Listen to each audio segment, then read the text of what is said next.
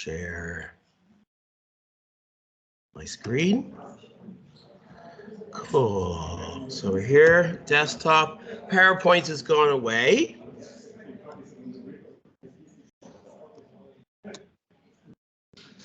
Great. And let's open up Godot. Do you have it? Can you give it us on USB so we are faster because we have no internet? No, you should be able to get the internet, but I can download it. I probably have it. Yeah, it'll just take you a minute. Yeah. Actually, ask Mariana to do it. Yeah, and I can do this. If that's okay.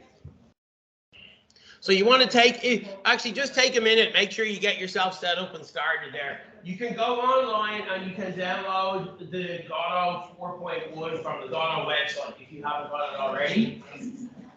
Yeah, and hey, one thing as well, do you all know each other? Introduce yourself to the person to the left. If you don't know them already, please do that. Introduce yourself to the person sitting opposite you. Say hello, say what country are you from, what university are you from, what's your favorite video game, do you like ice cream, because what I really want is as well people to help each other today as well in the workshop. So if you don't know how to do something, ask the person sitting next to you to help you. And if they don't know, somebody in your team will help you. This is very good learning outcome here. The best way to learn something is how to teach somebody else. So that's great. If you can teach somebody something today, you'll have learned something amazing. All right? So give everybody a couple of minutes.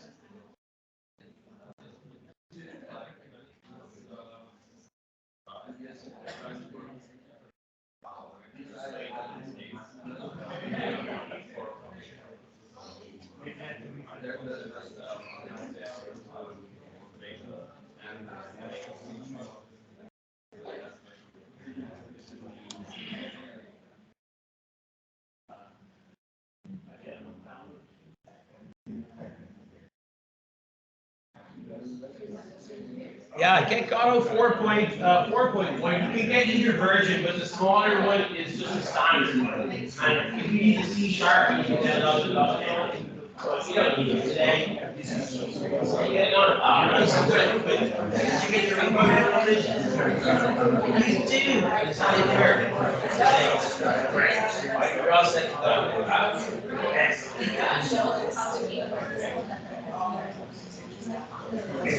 Yeah, okay, no problem. Yeah.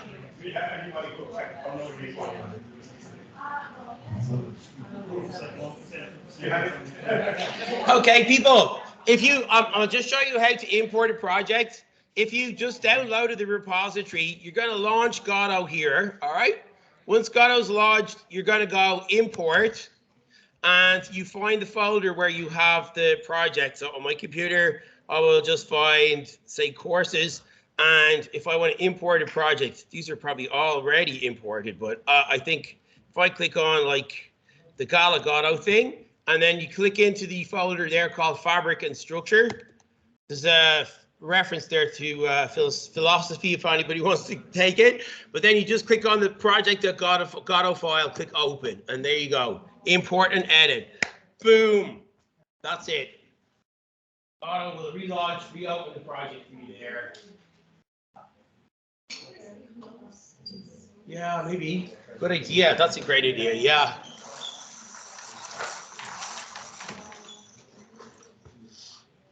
Yeah. Say again?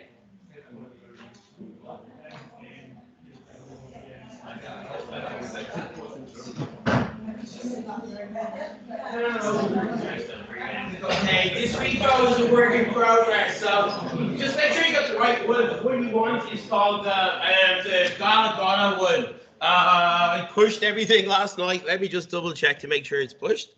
But even if it's fine, let's go. GALA.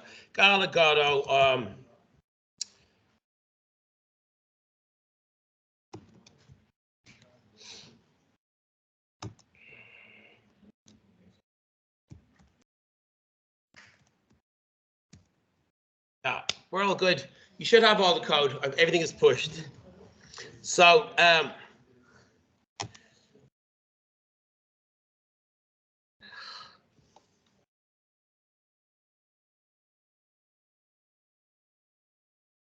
no, I think, I don't know. Yeah, it's just, all right. Press the. Probably.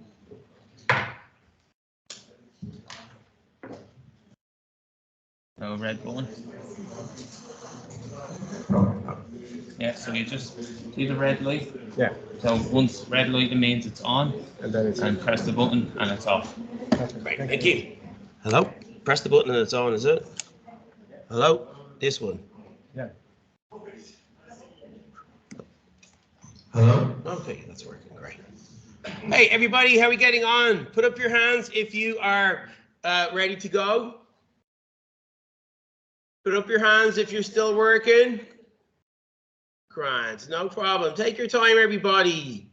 I wasn't too sure what people's technical background was for the workshop. How many people here have made games before? If you've never made a game before, it's grand as well. If you've got that, it's fine, no problem. Okay, so just like don't be afraid of anything. Nothing is going to break, right? So, and also, all of this stuff is ultimately easy. That's the important thing. But it's just a little bit, for the first time you see it, you're going to be like, what is going on here? A little bit, if you're not a little bit familiar with this thing, okay?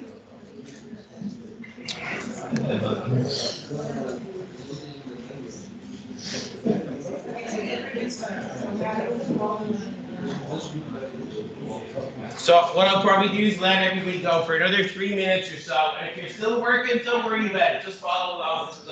We'll do some practical things together. Yeah? And then also help each other a little bit. Great job. You're all ready to go. No? That's just the last one I had open. Well, feel free to like mess around with the Godot editor as well. I've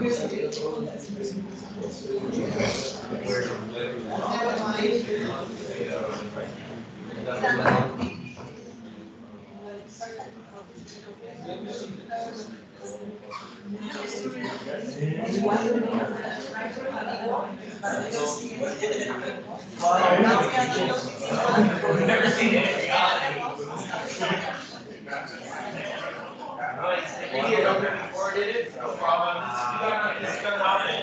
Maybe close to be open. Are you a computer person? Alright, your job is to fix either one of this or person computer problem. Working on here. Right. Yeah. Go to import. Yeah. And then find the folder, find the project I'm going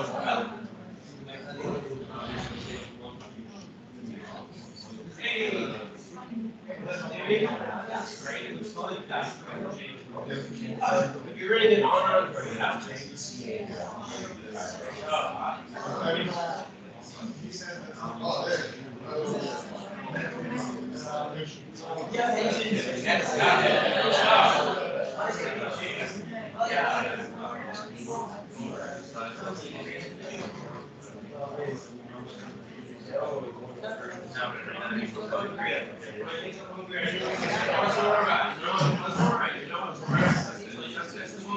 Yeah, but there's my. I'm doing tests. Yeah.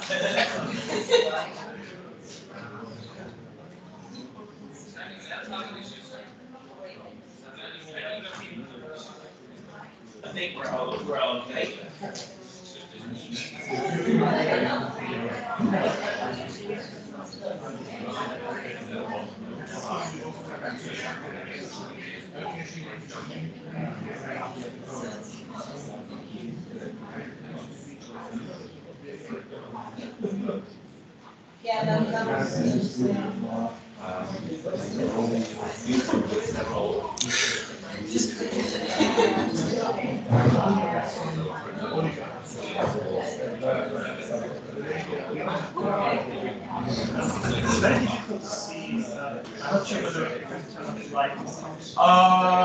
Good point. Yeah, that's a good idea. Turn the light off. Where's the technician person?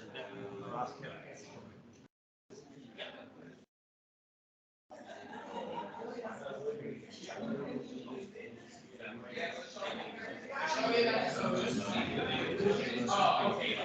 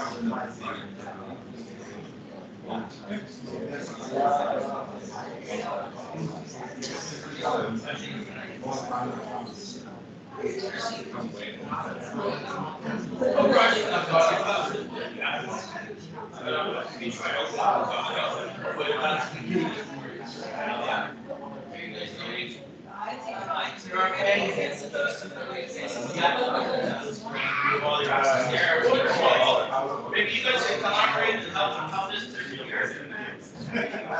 You're all good? The scene's all good? Great.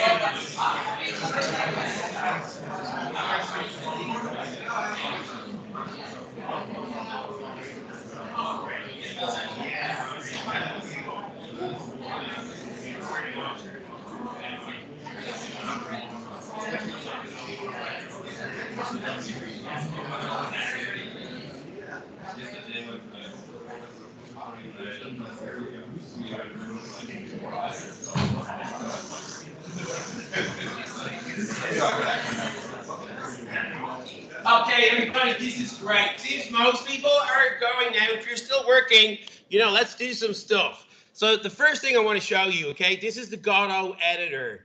The first thing you might have noticed if you downloaded Godot today, what's the first thing you noticed? Anything compared to Unity or Unreal? Yeah.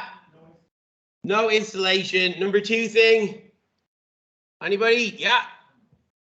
The size, right? So it's a 100 megabyte download for the base install of Godot, which includes mobile development, VR development, 2D and 3D, the scene graph, the editor, everything, right? Compare that, for example, to an install of Unreal Engine. Minimum download for Unreal Engine is 30 gigabytes, okay? Think about a student laptop if you're teaching, low-end laptop, okay? That's what I want you just to take away from that experience of installing it. The next thing, hopefully you got the project opened. The next thing, anybody coming from a Unity background notice anything about opening the project? It was instant, okay? Many times it takes me minutes to open Unity projects. I'm sitting there waiting for what's the dialogue it says in Unity? It's not please wait, it's, what's it say? No, there's another thing it says. I have actually a slide on it later, but there's a thing, Anyway, so it's super fast to open. It's super lightweight. It runs on everything. It runs on a laptop, low-end laptop from 10 years ago. This is my Alienware 5-year-old laptop, which I used to do wireless VR development. It'll also run theoretically on a smartphone. There's builds of Godot for a smartphone. The reason why is because the Godot engine itself is written in the Godot engine. So anywhere Godot will deploy to, the Godot IDE will also run on, right? So that means it'll run on, for example, a WebGL thing, because there's a web version of the Godot editor. There's also, like I said, you download the thing onto your computer, it's 100 megabytes, and there you go. Okay, that's the first thing. Next thing we're going to look at here is the Godot editor. Now, if you're using Unity before, it's pretty familiar. It's not that, that's the first thing you say, oh, okay, I kind of know what's going on here. Over here to the left, we have the scene graph, all right? So you got a scene graph in Unity as well. And this is your scene graph here, your hierarchy of these things. In Godot, they're called nodes. So this is a different way. It's not a big deal. Once you get used to it, it's way better in a way. It's more componenty and nicer. If you come from Unity, you're used to mono behaviors. You add mono behaviors to game objects, yeah? All right, you don't do that in Godot. What you do is you create nodes. Now, the great thing about these nodes, some of them have transforms. They don't have to have a transform. You can just have a node in your scene that's a spawner or a system or whatever, and it's just a node, okay? So that's the other thing about Godot. The You don't add a whole load of nodes on top of each other, or like you do in Unity to one node. What you do is you actually parent them all. So if you have like a player object, you're going to parent lots of different things underneath it. It's different to Unity in a little bit. That takes a bit of getting used to. But there's 2 videos I shared on the repo. They're all the nodes in Godot in like 30, like one of them is 11 minutes long. It's all the 2D nodes, all the 3D nodes. That's it. You're kind of like, you're up to speed if you watch that. But there we go. So this is 2D. I want to show you some 2D workflow. We got the scene graph over here. Down here you have the file system. Over here you have this like game editing view. And down here you have the output window here. So a few things as well to note, right? You can open all of your scenes at the same time. Again, this is a game changer if you're coming from a Unity background. In Unity, you open one scene at a time, you edit it, once you're done, you save it, and then you open another one, and it's a really painful experience. In Godot, you open all your scenes at the same time, no problem, and they just open up in tabs. The other amazing thing about Godot here is you click on 2D, you're doing 2D games. You click 3D, you're into the 3D scene view over here. Look at this, everybody. You click script. This is where you write your code. You don't switch to another program, Visual Studio. Again, I'll talk about this later. The pain we had teaching games engines for the last 8 years, running Unity in labs with Visual Studio Code, all the various different bits.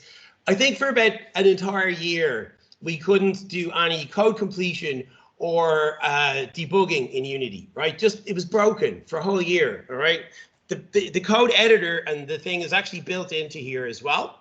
And then you click over here, you got this asset lib thing. So this is your, these are all free assets, okay? And they're Git repos. So there's no package manager. This is the way you get your packages into the Godot project via the asset lib. So over here, let's see, you've got a couple of little very quick demos I think we'll just click. Again, watch how quickly I'm switching the scenes here, okay? This is Tank Game, very simple little thing. This is usually how I teach the 3D system in Godot because this is transforms. I like coding, you know, so this is all about transforms. You can click into 3D there. All right, you can open up that tab. And we have a few buttons over here at the top. This button here will run the entire project. All right. You can configure what's your main scene in the project. And then you click this button here and it will run the main scene. All right. You click this button over here, it will run the current scene. All right, so you can run individual scenes. If you have whatever scene you have open will get run. So for the crack, just click the run scene there. And again, what I want you to observe is how quickly you get into the game. Hopefully this is going to work. Tank Game.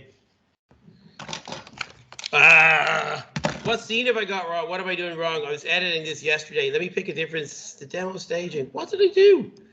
Tank Game. I'm running the current scene. I tested most of this. The other thing is this is 100% live. And one other thing I want you to observe, that is something broken there. Okay, I'll run a different scene.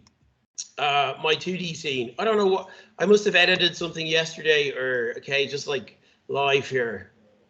Excellent. Okay, this is my 2D scene. Tank Game should work. You know what? I'm going to live fix Tank Game because that's ridiculous that it's not working. Right in front so you can see exactly what's happening here. So I got a camera 2D. Click over to the preview. So that should be showing me what my camera is. The player node over here. I'm going to fix this and do a push. Player node. No, the third person camera controller is over here. I literally clicked the play button yesterday night and it worked. What's happened here?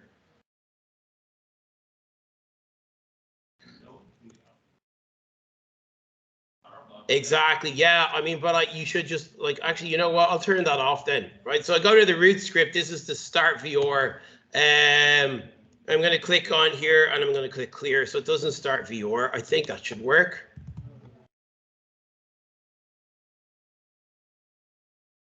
Yay. Excellent. Hey, thank you. Hey, we're all working together as a team. This is fabulous. Okay. So if you want to try that, everybody, again, coming from a Unity background, I want you also to observe just how fast everything is, right? You have to do the same problem in Unity. How long would it take you? It would take you ages because you'd be waiting so much time to switch between one program, another program, and then you're in the editor, and like you got to edit this code in Visual Studio Code, and then you switch back again, and what does Unity say? Reloading assets, boom, boom, boom. You click the play button, another couple of minutes go by, and then you're in the game. So whereas you're able to fix the thing pretty much like instantly, as fast as you can think, the engine will respond. Okay, so anyway, here we go. So yeah, here we go. If you just click on root, if you want to open up that scene, to open up a scene, you go to scene, open scene. All right. The other thing about Godot is there are loads of keyboard shortcuts to speed up your process as well. So you can just go Control and O, and it will open up the scene. And if you want to check your quick reference there as well, it has the keyboard shortcuts that I use all the time. They're listed on the first thing, the quick reference. So open up tank game. So if you go to res there, find the tank game, double click on it like that if you want to try that one. Yep. So either Control and O is the keyboard shortcut, or you go over to scene and choose open scene. Yep. And then open up tank game.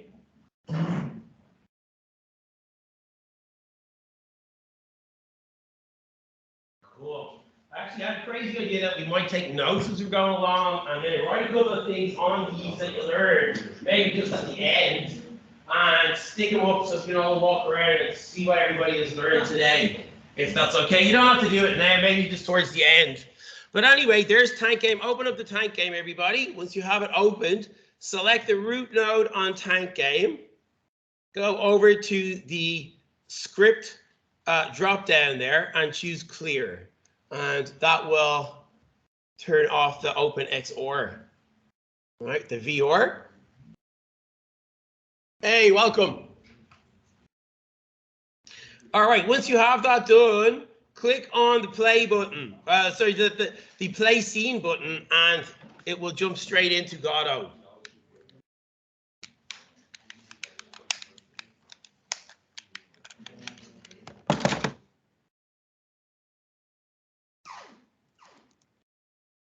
So once you get that one going, you should be able to move around using the WASD keys and pressing space fires. There's other things like I actually thought this game controller thing was linked up, but maybe I haven't set the inputs on it, so I can show you how that works. So again, game controller. Ah, excellent. Something is happening now. So this is what? Oh, my inputs are all wrong. No problem. Press Q should quit the scene, okay? That's just some code that I have for quitting the scene. All right, the other thing, so that's tank game. The other one then is the 2D example. So check out test 2D. And we're going to click on the play button there, which is to play the scene. And this jumps into a little 2D thing that I built very quickly in about 20 minutes last night.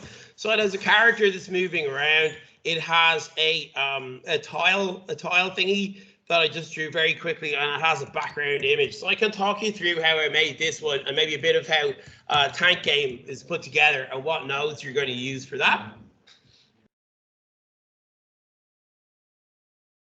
This is the VOR demo here. I'm pretty sure I can make this work very easily.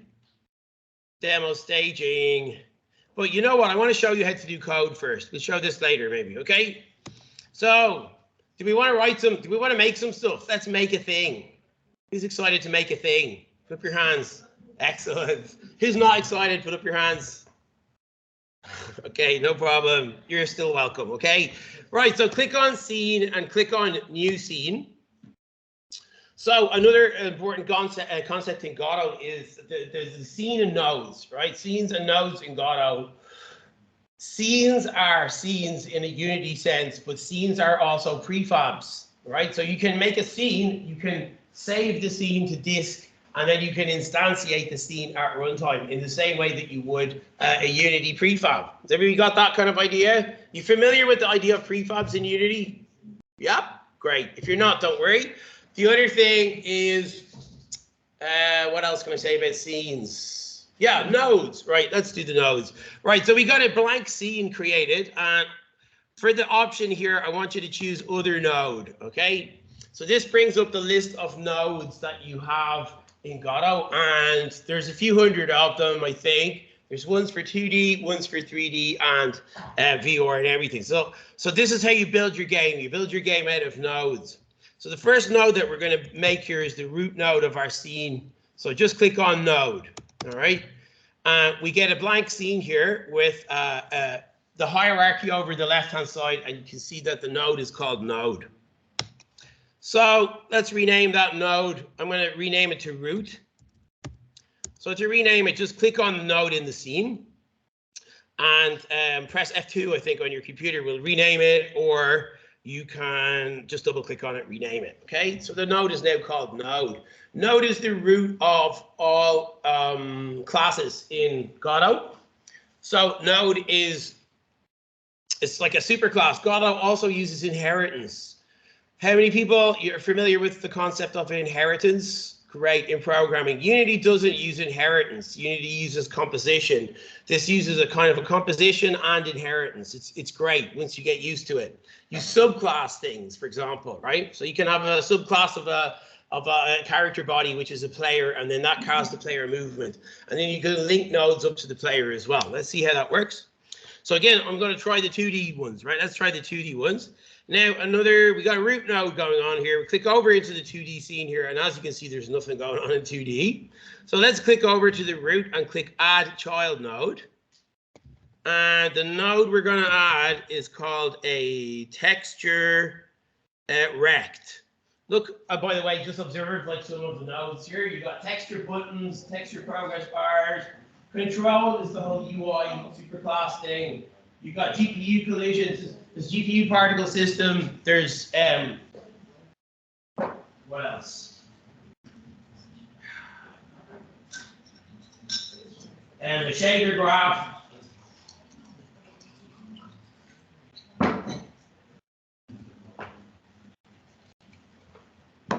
Great.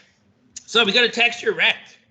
Texture rect is a 2D rectangle that's going to appear on the screen, and it's going to have some image applied to it in our 2D game. So we got texture rect, and up here we have, let me see what we want to do here. First thing we want to do is, like, you can drag the texture rect around the screen like this, right? But Godot also has an anchor system, and the anchor system allows you basically to say, so if you click the first plus symbol here, then click on that one, and click on the big square at the bottom here. I'll leave that up on the screen for a second so you can see it. Click to the 2D tab. And you want to click this little plus symbol here, and then set the anchor preset to be the square, and then that's going to expand to fill the full screen.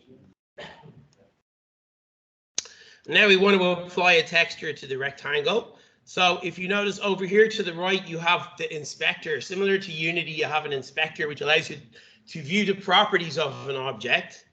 So if you go to, on the repo, if you go to Pixel Adventure 1, there's some free assets here which I downloaded. And I'll put a link to these as well in the repo to credit the creator of them. Look for background. Let's go for the green.png. And drag the green.png over onto the texture like that. And the texture will now fill the full screen.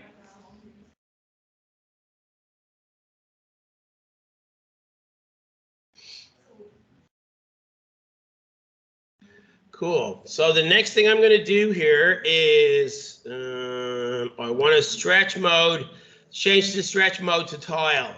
So it'll tile that rather than stretch the 2D image. And the guy also in the video I watched changed the filter on the texture to be nearest rather than inherit. So you can click on the canvas item. Here's an interesting thing, everybody. You can see on the right-hand side here, you have the hierarchy of nodes, right? So this node is a canvas item, which is a subclass of control, which is a subclass of texture rectangle, and that's a subclass of nodes. You go up the hierarchy there. But anyway, there we go. So I have a background from a game.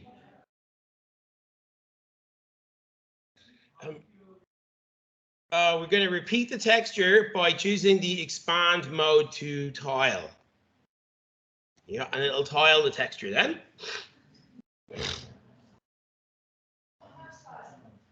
You don't have tile over here on the texture.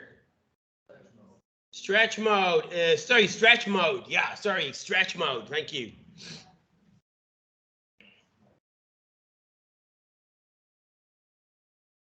Now, if you don't know what anything does, just click it and see what happens. Oh, so I have a 2D scene here now.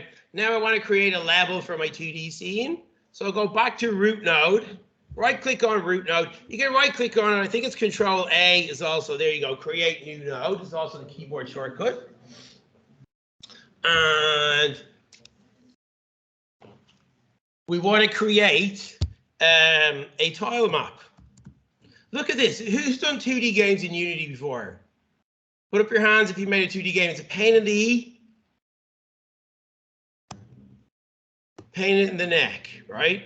So watch how easy it is in Godot. So select tile map and choose create. Cool. And over the right here now, we're going to give it a tile set. So let's choose a new tile. I think it's new tile set. I click. Let me just double check this tile shape. Share. We want to actually rendering. I'm just double checking here. How do we set that? Let me do this first. Let me choose clear and see if I can. No. I remember how to do it now. It's new tile set. Choose new tile set. There we go. Excellent, everybody. So a tile set is going to be like, you got a sprite atlas, and you're going to atlas the sprite now. Okay. So to do this, we're gonna close off background here and find one of the levels. Terrain in 16 by 16. Let's try this one. Drag this one into the bottom here. Let's create tiles in the atlas, right? So let's choose yes. Awesome. This is kind of working. Fantastic. So that's my tile set. The tile sizes, is it 16 by 16 or 32 by 32? Let me change that to 32 by 32.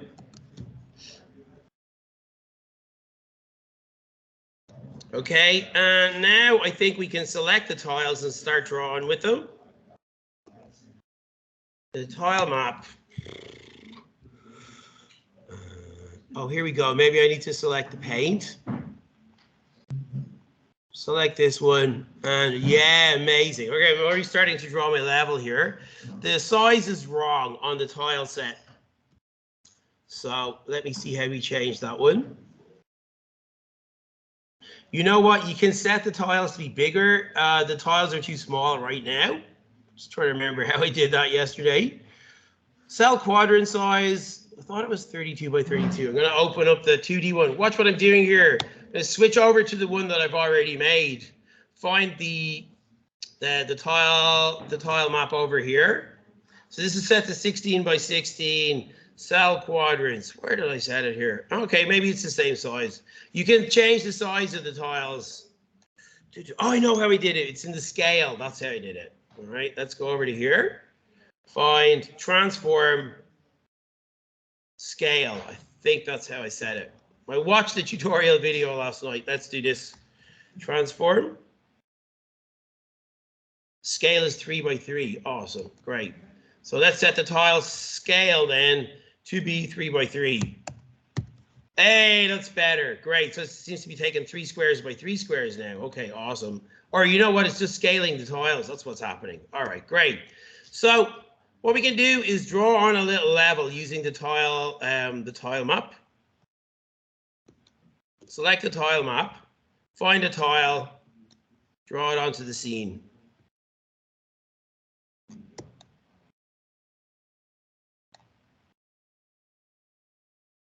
Is anyone having this problem that it's not drawing a straight tile?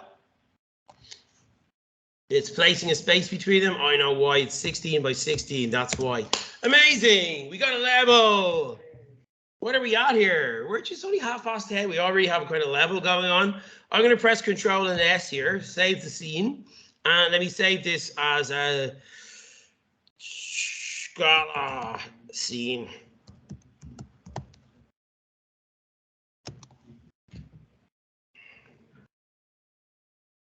Cool. Okay, right. Very basic level. Can you just try that, everybody? Get a basic level going. I'll just explain again the settings that I used here, okay? So tile size is 16 pixels by 16 pixels, and I changed the scale value down here to 3. So it's going to basically scale the tiles by 3. Yeah. Yeah, no problem. The tile map. What I did is created the tile map thing. Then you're going to find the terrain here, and then you drag this thing into here. Yeah, that's it.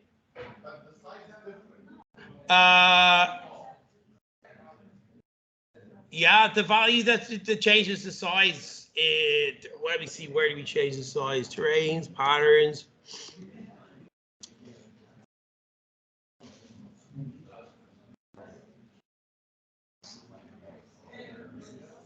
Place random tile. Okay, cool. Whatever. Look at this. We can draw a line as well. There we go.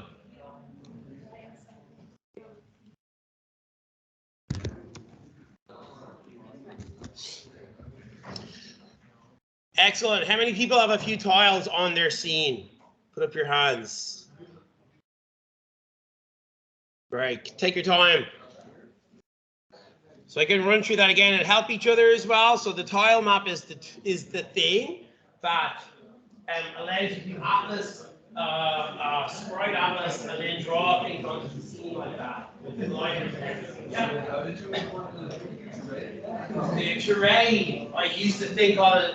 I found it here. So down at the bottom in file system, you're going to go and find Pixel Adventure free, and then there's terrain 16 by 16. Drag it into the tiles thing down here at the bottom.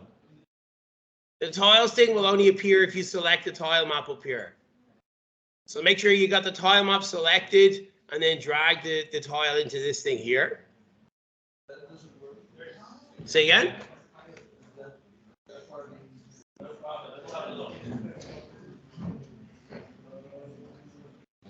Tile map. Hey, let's see. Oh, so this tile scale. Yeah, but here's the thing you need to do. We'll select the tile and find that and drag it onto there. Oh, sorry, go to tile set. Yeah. There you go. Drag it there. There you go. Great job. Excellent. Yeah.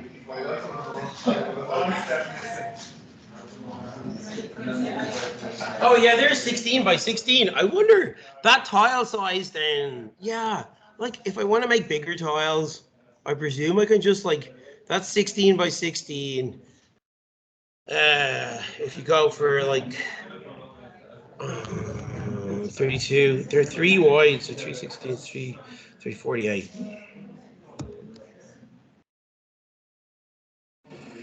48.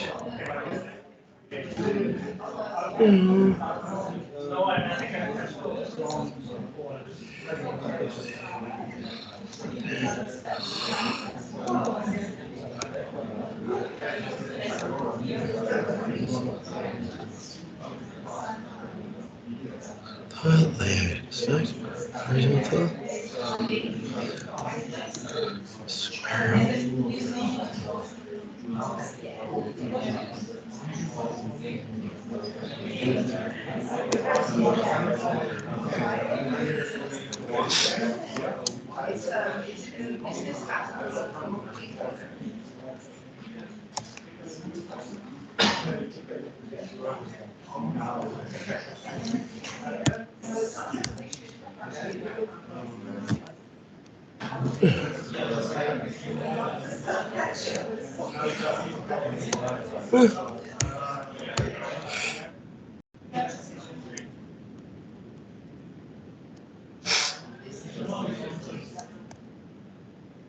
All right, everybody, I'm going to move on, okay?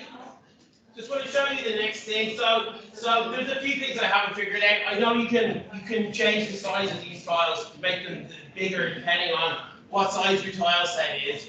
And then you can change the size of these things as well by changing the scale. This is stuff I remember from my tutorial last night.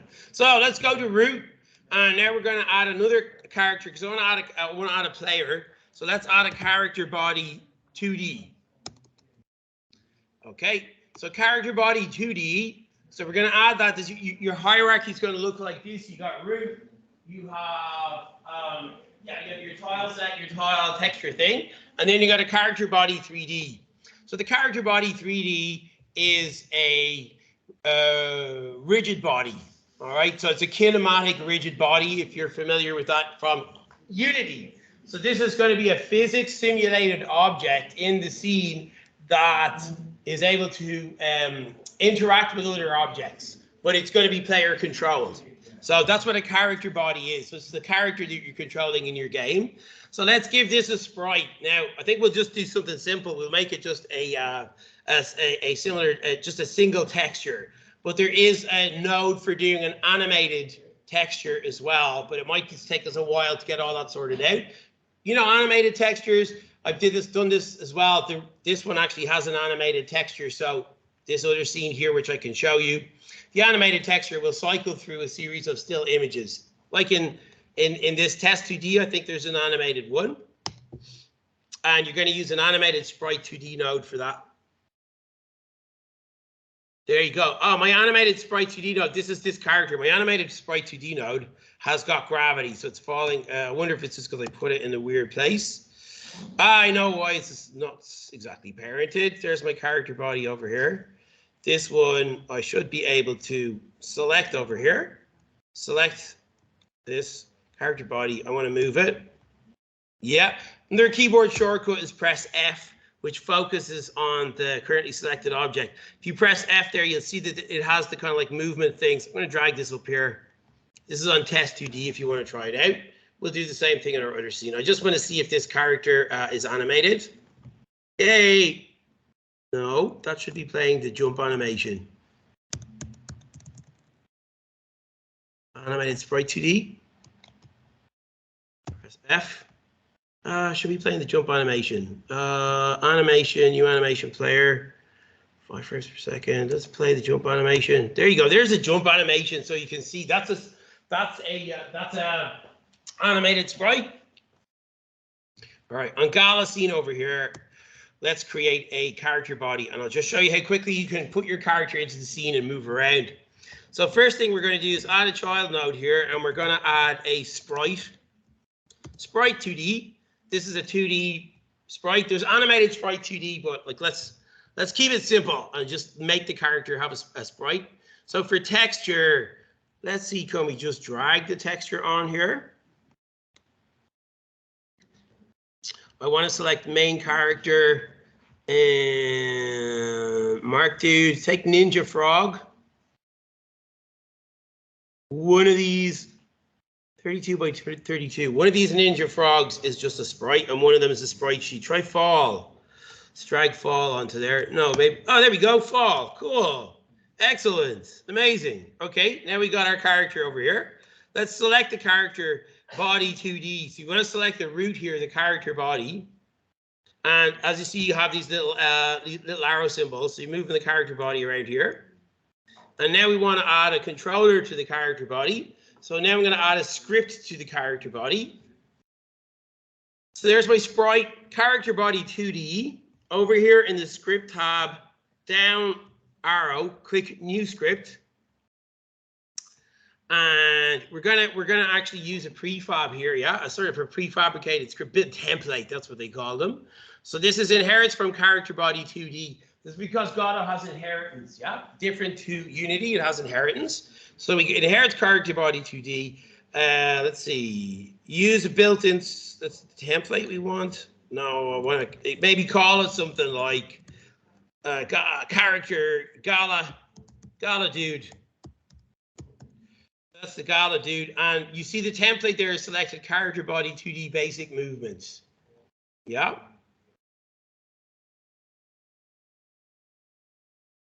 Invalid path. What's the problem? Oh, GalaDude.gd. There you go. And then choose create. and it creates a GD script file now.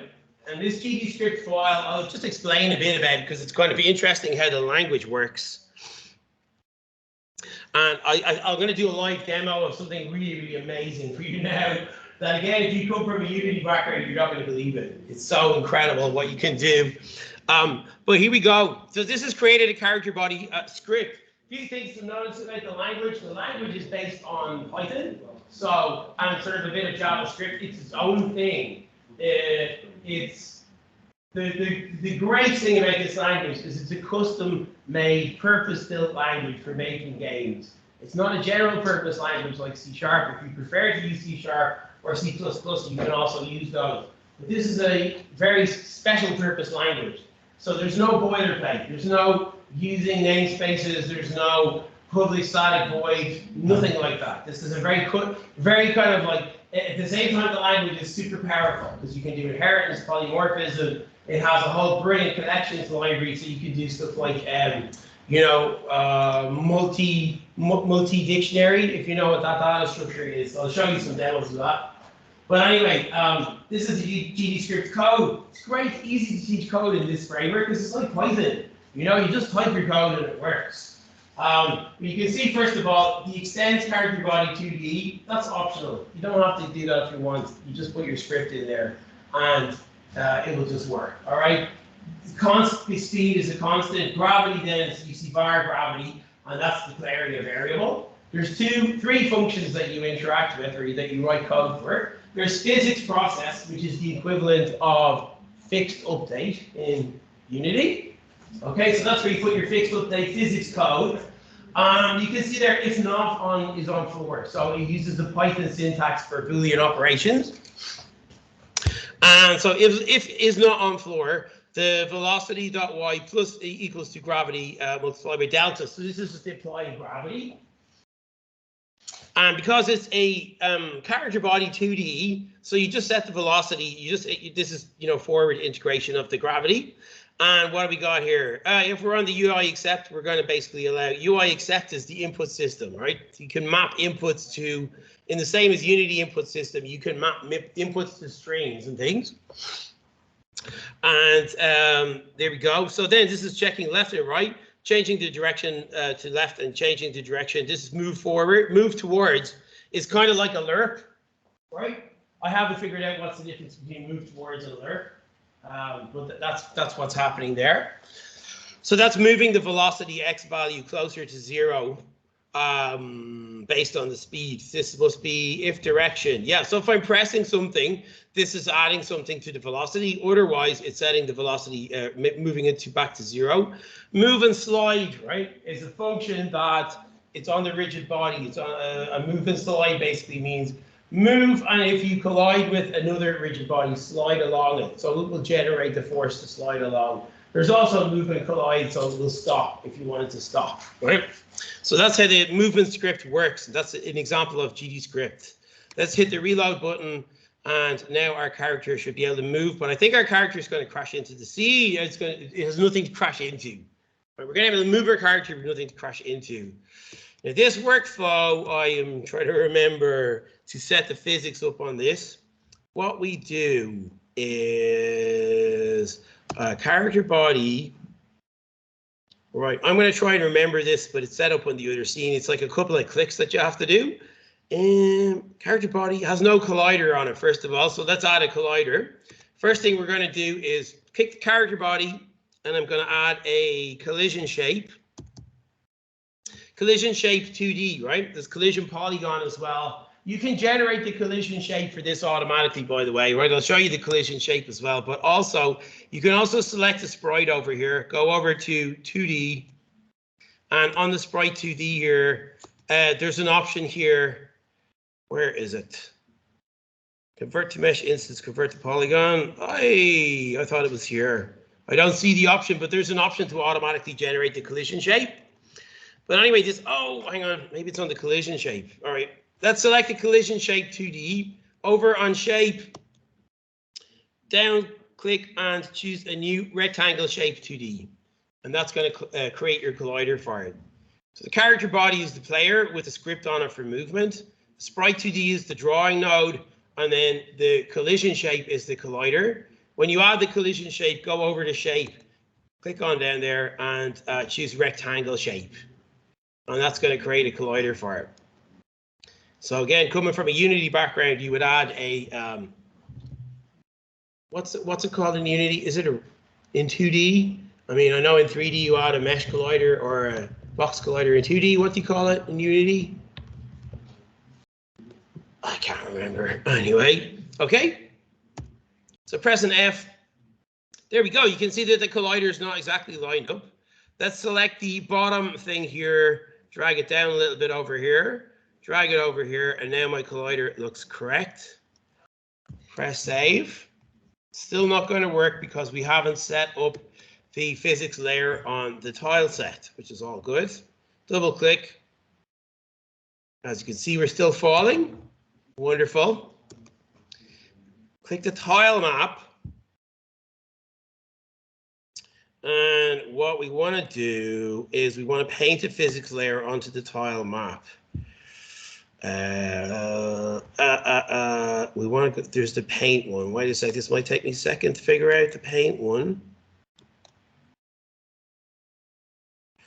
That one there. We want to paint onto the tile map.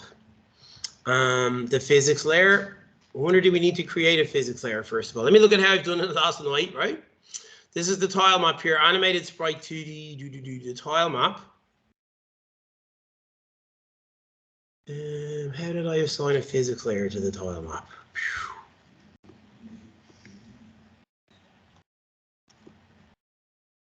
It's not that option there. As far as I remember, it was the paint option here, and there's a drop down or something that pops up here to say, what do you want to paint?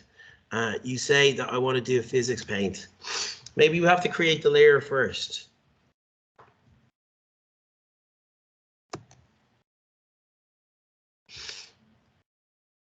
Okay, if I can't figure this out, I'll move on, okay? This is like a couple of steps that I'm trying to remember what we do here. Yeah. Yeah, do again, tile map. Where do you see that? This here, the layer 0. Yeah, all the way on the right, I have it. Here? Yeah, I have it somewhere there. Yeah, that one. Oh, under layer. It's not under layers, and as far as I remember, I had to create a physics layer for it as well.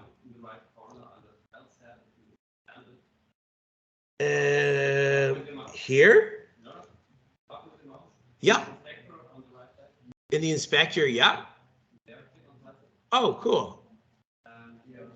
Oh, yeah, great. Thank you. First of all, add elements, and then we create a physics layer. And then if I come over to paint property, and then I get physics. And we want to do physics layer 0. I don't really think it matters.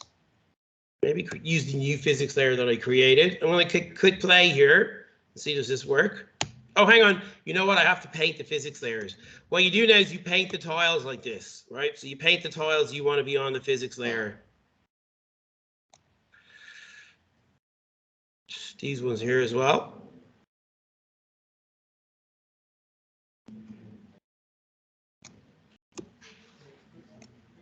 Cool.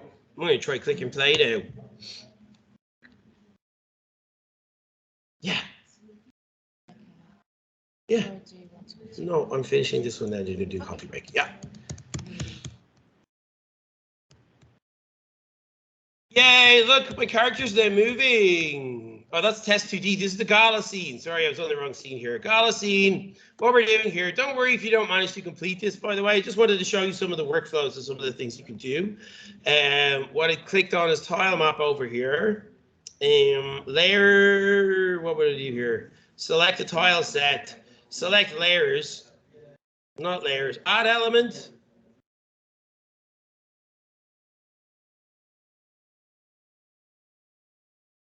Physics layers, add element. There we go. Physics layers, add element. Select paint. Now, how come I don't see the option here now? If I click over here, and I'm selecting the tile map. I got tiles. I have setup, select, and paint options here. And I'm painting the tile set here. Select the property editor. Terrains, patterns. What is the option?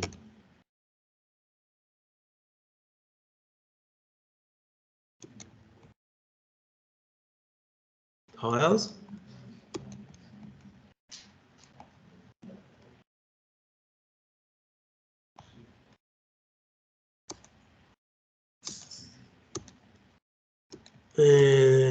Okay, I did it last night and it works. I'll tell you what, I'll try and figure it out during the break. Yeah, there's some like extra step that you have to do. The point of this first part of the workshop is just to show you like, you know, the workflow. This workflow, like I watched the video last night, is 20 minutes. Basically, to get a character into a 2D game, to use the tile sets, to do a bit of level design and get your character moving around and responding to physics. So it's very fast, right? Let's take a break right now. And then we'll come back, and what I'll do is I'll show you my presentation thing now when we come back, and we'll code up some simple 3D stuff. We'll import a 3D model, get it moving around, and I'll show you some teamwork stuff. Okay, everybody? So enjoy your coffee break, yeah? There's coffee, tea, and biscuits downstairs. It's a great distraction. Yes. I think 15 minutes is.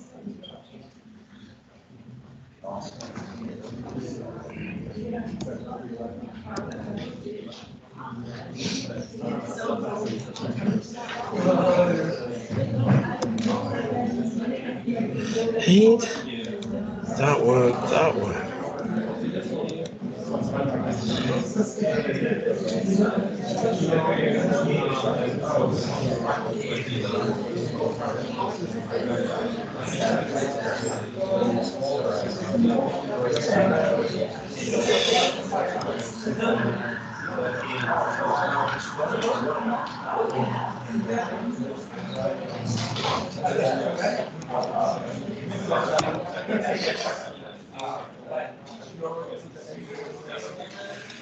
Like the tile set, physics layers, add elements, collision mask. Ah, yeah. We just told everyone to take a break, yeah. But they're all, I guess, working away. So. Guys, I'm here to say you, okay? So if you want, there is a coffee break downstairs. Now or never, okay?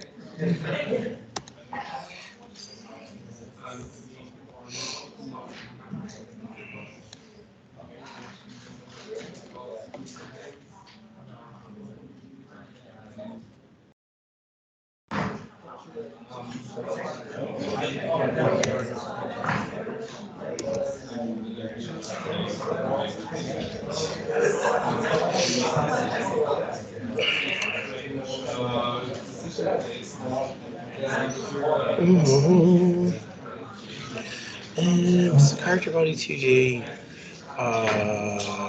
And this character body has a 2D, and this has an animated sprite.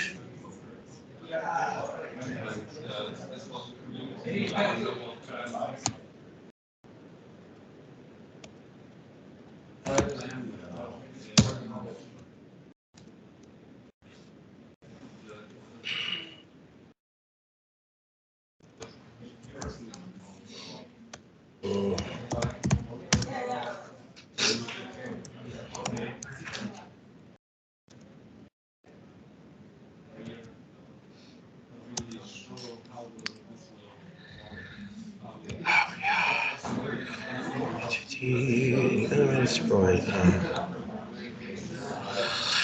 The animated sprite.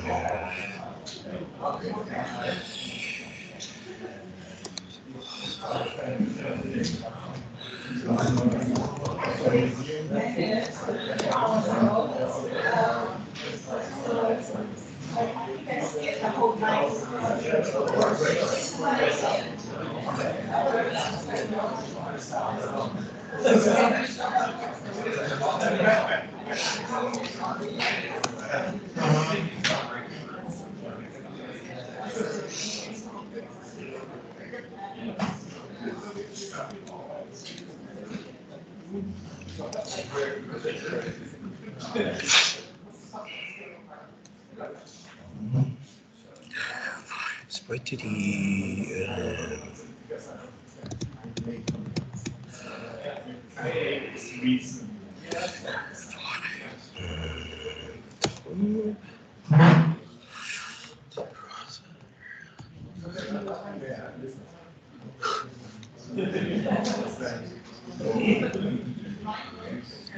Select tile set. Ah, okay, I figured it out. What you have to do is, you probably told me this already, did you? You click the tile set. Once you click the tile set, then this window opens up here, and then you can paint on the property, and you want to paint on the physics. So physics layer 0, and then all the tiles you want to be on physics layer 0. Drag around like this. Cool. And now your character should respond to the world.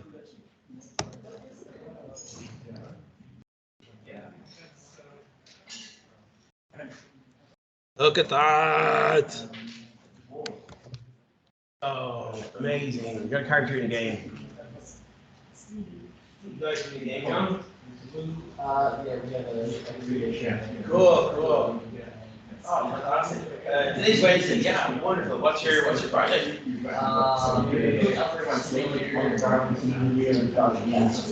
Say again? Yeah.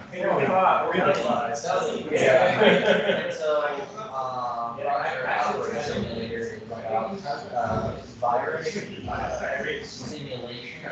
You start somewhere in the United States and then goes over there, something like that. Yeah, and then Darwin teaches, and then after evolution, and then there's another one I didn't work on. Another project is actually on the roster, I guess. Called Bird Chef. Bird Chef. And so that's also about evolution. So I'm trying to. Oh, really? Yeah. Working on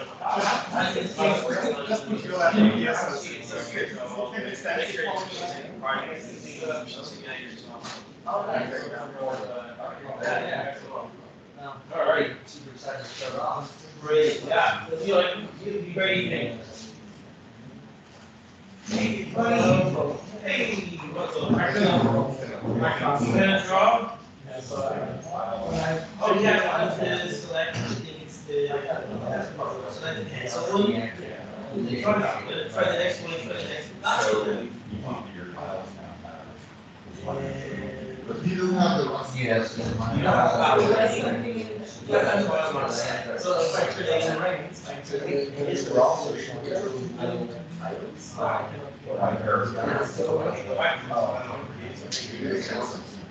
no.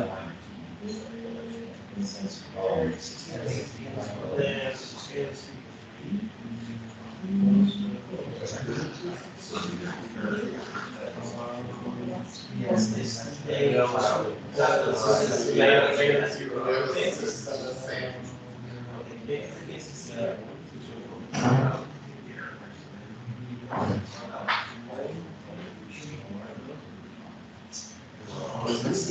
okay, also maybe it's try this one.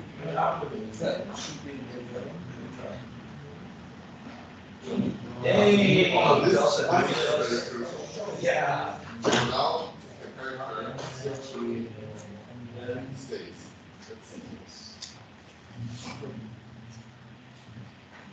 Yes. You know, you can jump into the script, like if you don't like the movement, for example, what do you think? I haven't seen it. You got it?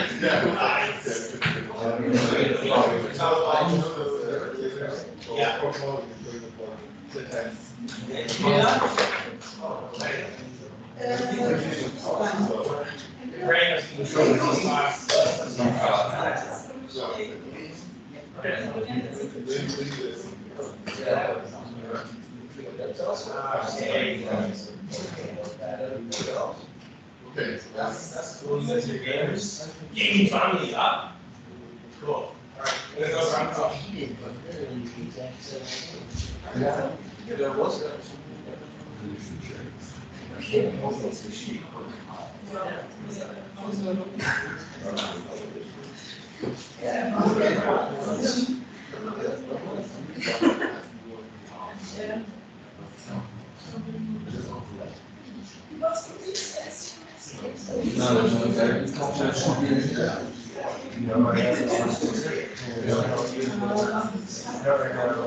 I'm actually,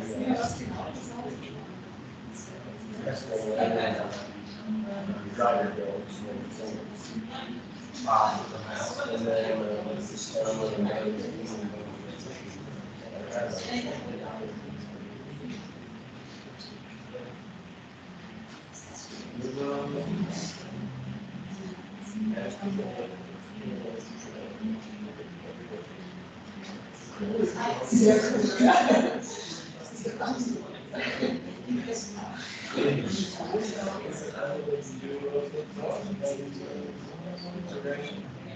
oh, that is good.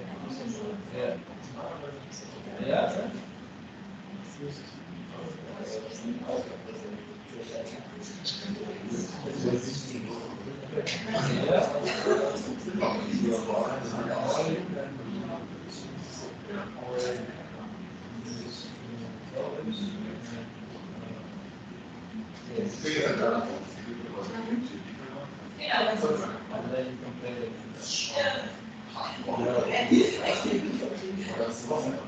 That's right.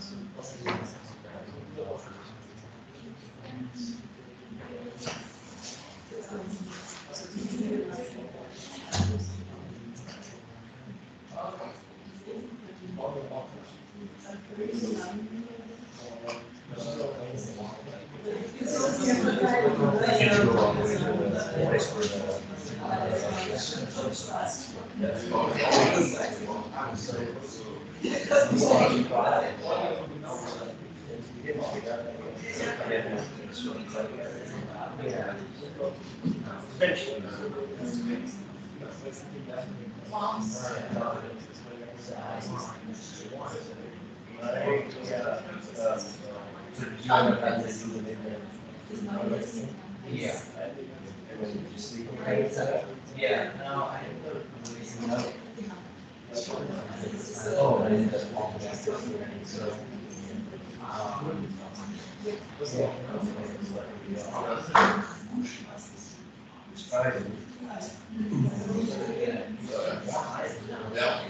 Yeah, like.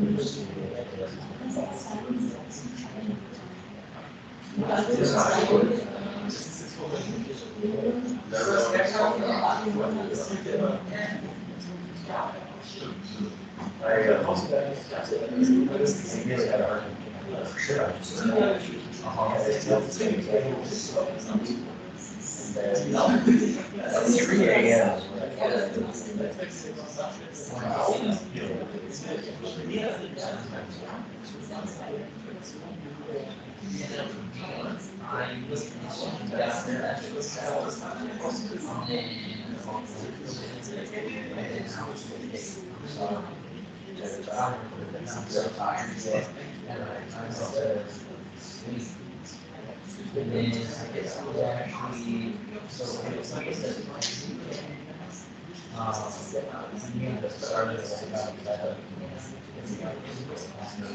they were talking. And then I woke up.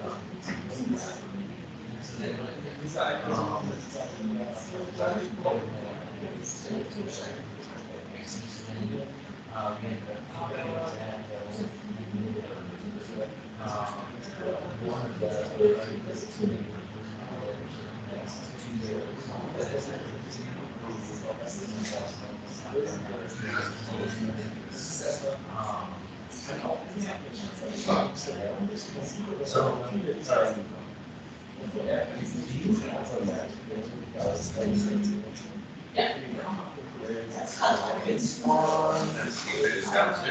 yeah, so it's on this laptop right here. It is not the most current build, so what I can do actually is I got to connect this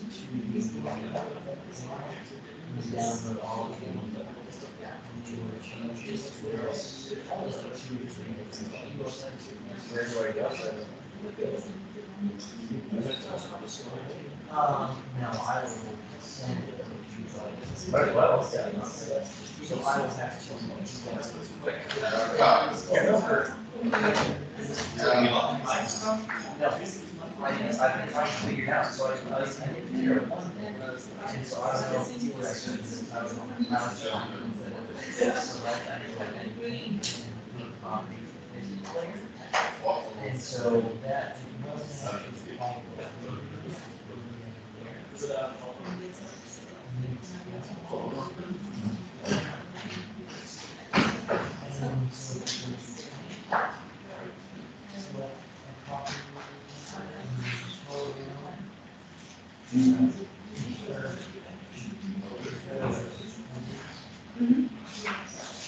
I mean, my English profile, yes, it's right in the place.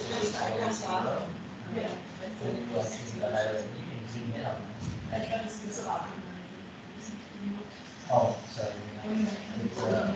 It's not like it. It's a file.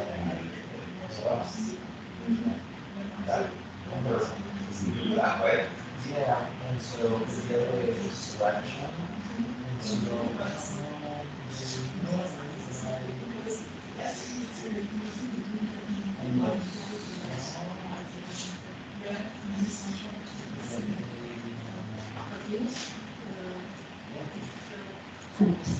Oh, I was on file with that. So now we're on file set. yeah.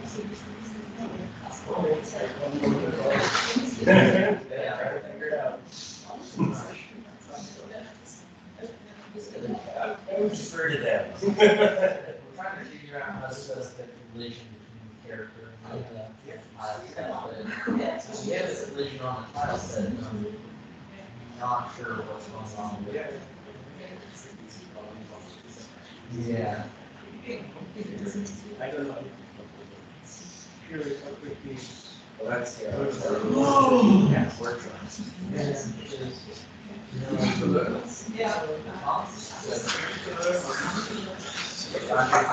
So much to do. That right there. Yeah. I love to see pretty much other than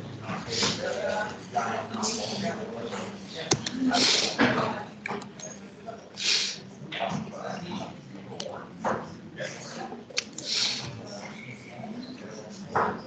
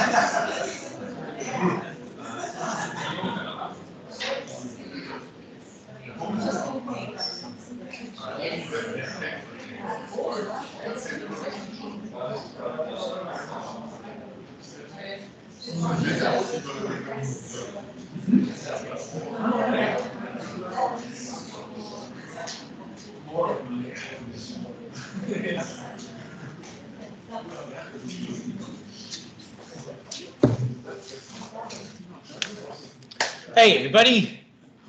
Oh, we'll wait for Mariana to come upstairs, I guess.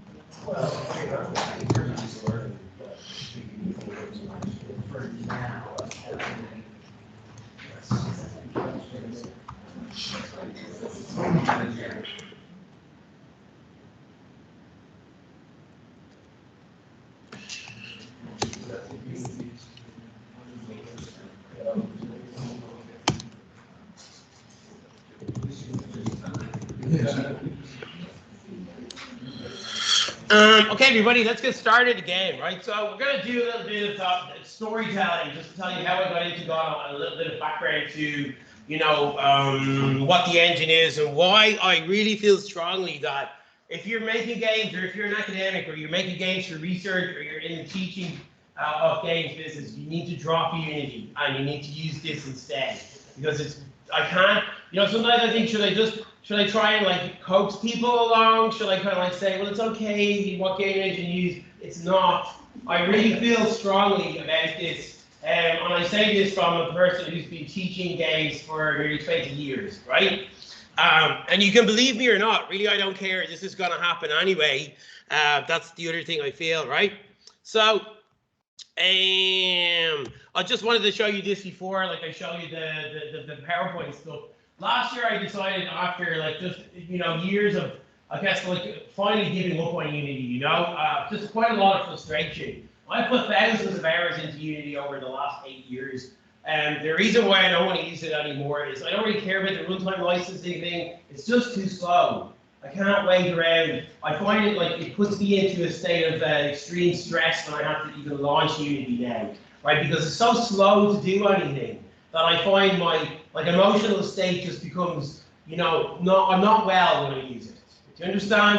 And our students are feeling that too as well, right? So we need to make our students well. We need to feel well when we're doing the thing that we're doing. It needs to be enjoyable, right? This is what I decided to do last year, bite the bullet, right? So I downloaded Godot, knowing nothing about the engine and having done 8 years of Unity. I decided to port the Game AI course to Unity, right? Sorry, to Godot from Unity.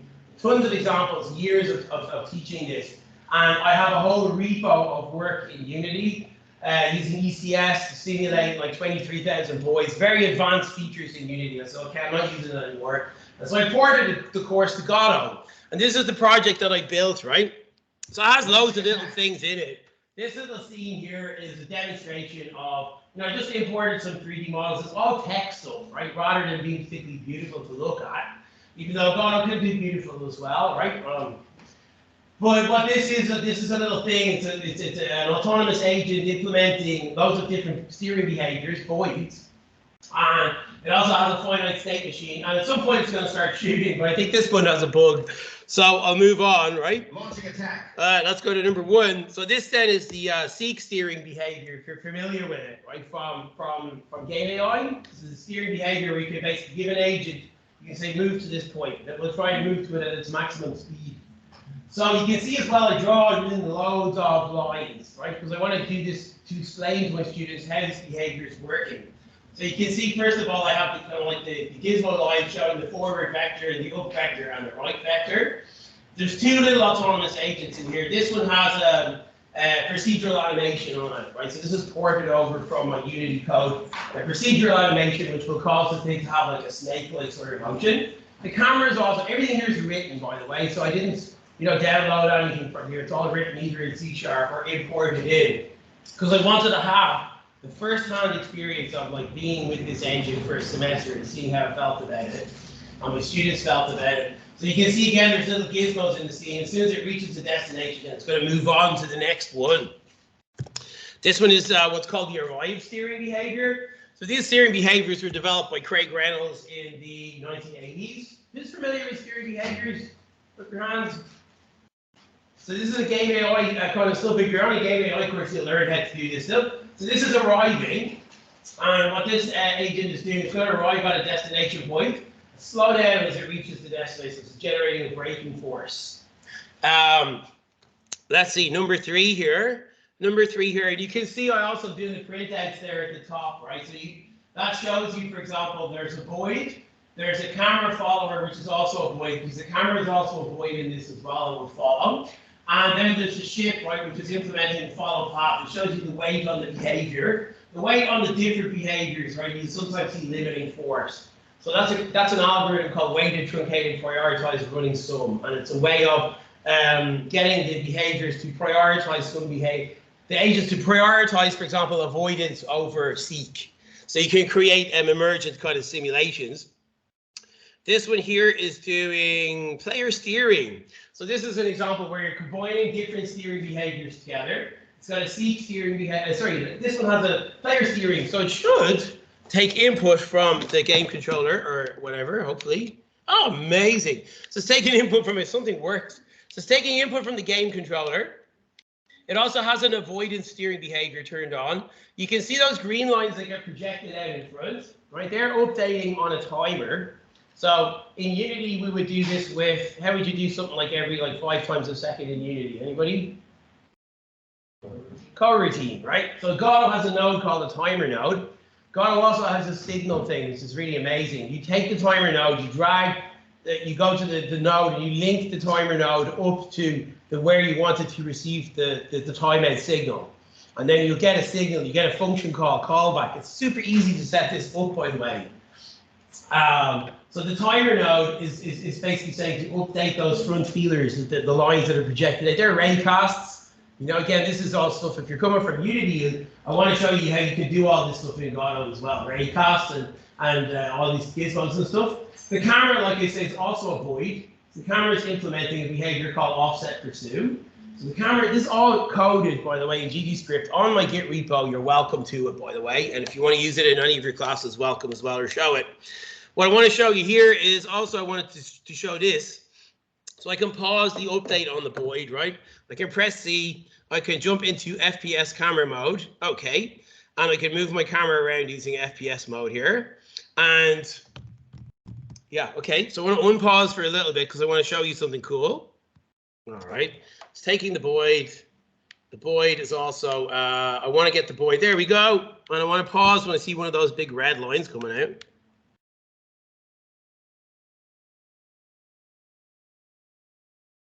Because it's colliding with something, okay? Let's press C to go back into the camera mode here.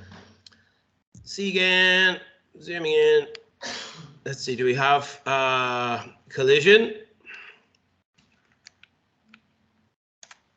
Okay, I'm gonna press P, unpause. Oh my goodness, I'll use keyboard and mouse. I should change the speed of the camera here. E to move up. I'm gonna direct this guy so that it collides, right? C. Oh no, because he's paused, right? Great, so steer him over there. Pause. Come on, it's generating an avoidance force, which is pushing it away. But I want, fantastic, right? I managed to pause it. I'm not going to touch anything. What I want to show you here is press C. I can jump into first person camera mode, right? And this is what I want to teach. I want to teach this, okay? I want to teach people how this algorithm works. It projects forward feelers to the left and the right, up and below, and one forward one as well. This is also how your Roomba and robotic systems are also able to perceive the world, right? So what you can see is projecting forward these 5 feelers in total. They're ray casting with the scene. And what I wanted to show here is you can zoom in here. The blue line there is the normal of the ray cast, right? So that's the normal of the triangle that we're ray casting with. The red line is the force, okay? So the red line is the force that gets generated. This is running full screen, by the way. So I can run it. What I often do, and this is another amazing thing about Godot, is I have a 3-screen setup, right? 2 screens is kind of perfect. 3 screens is like for another project, but 2 screens is perfect. I actually leave the game running on 1 screen almost all the time.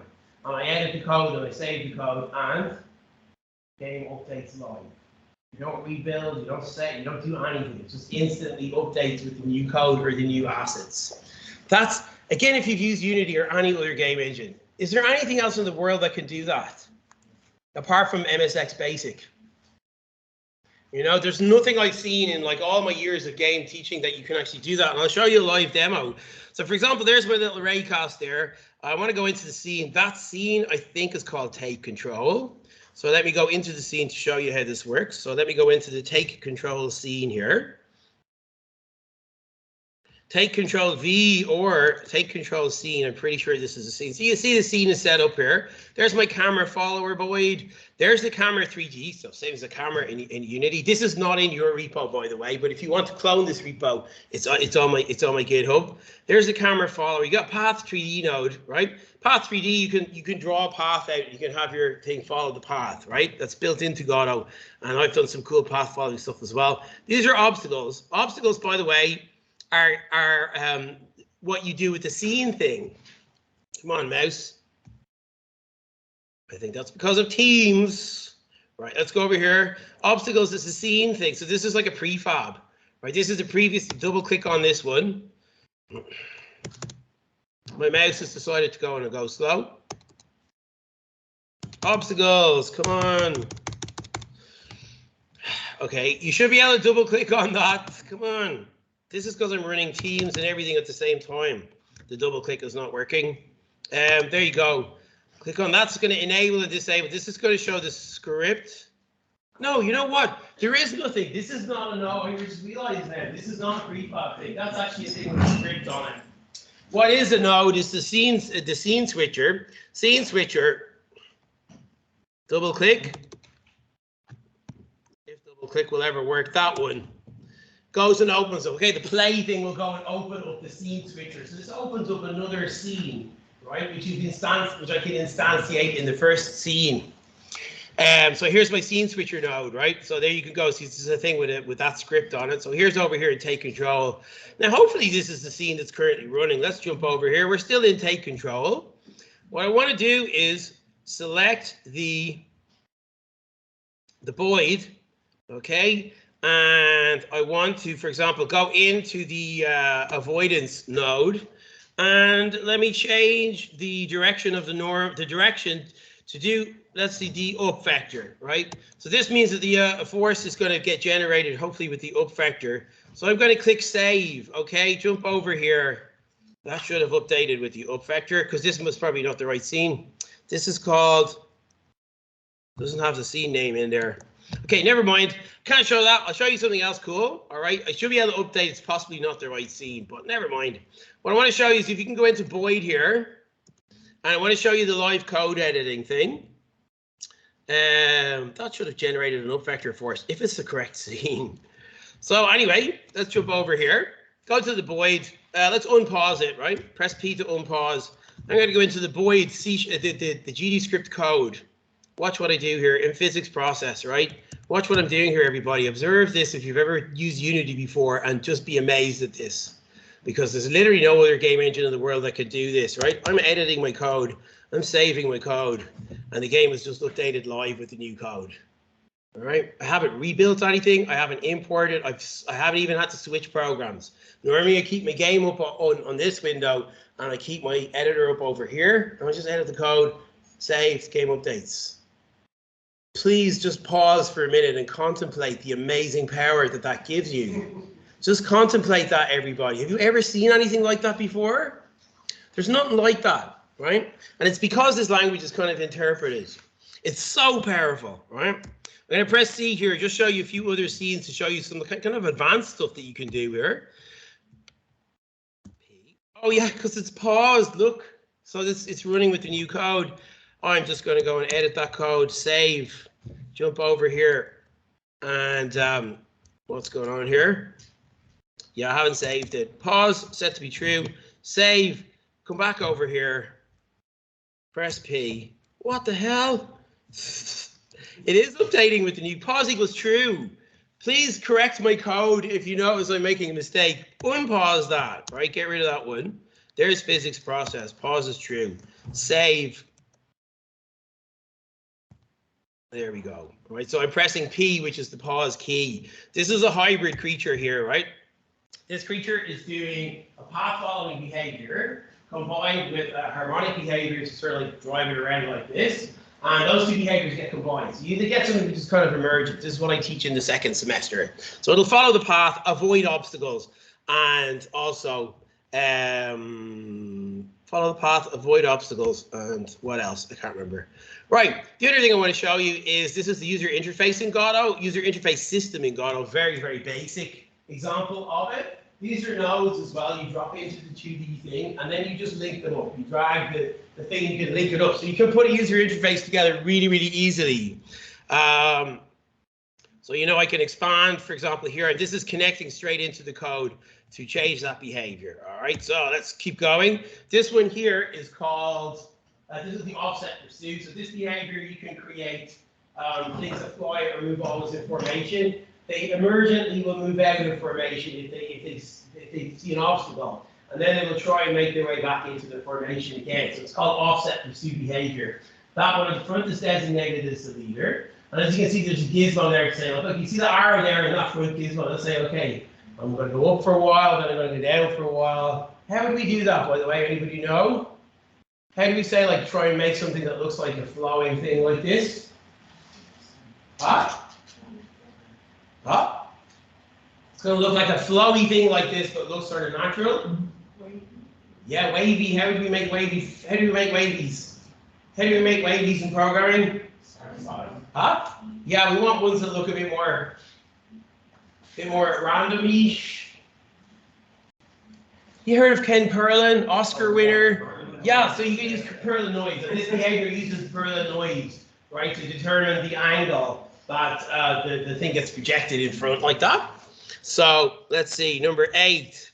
This one I really want to show because this again shows the power of Godot for simulation and 3D and so on. This is a Boyd simulation. Each one of these is implementing separation behavior, cohesion behavior. So separate from each other if they get too close.